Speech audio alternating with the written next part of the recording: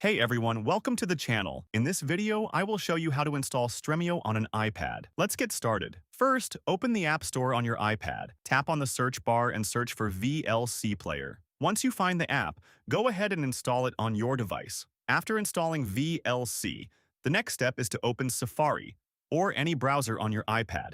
Now, in the address bar, type web.stremio.com and press enter. This will open the Stremio web version.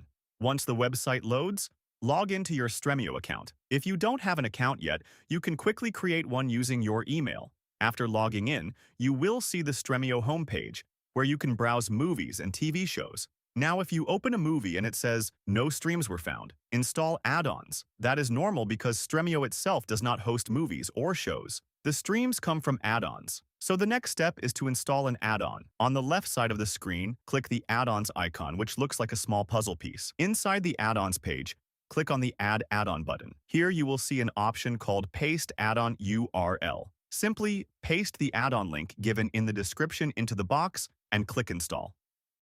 Once the add-on is installed, go back and open the movie or show again.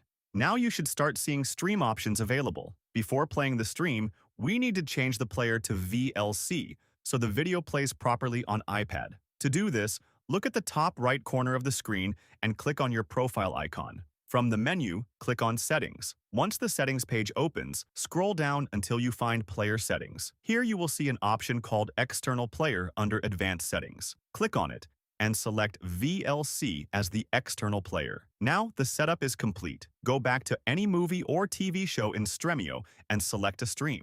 When you press play, the video will now open in VLC Player, which allows the stream to play smoothly on your iPad. And that's how you can use Stremio on your iPad. If this video helped you, make sure to subscribe to the channel for more simple tech tutorials. Thanks for watching.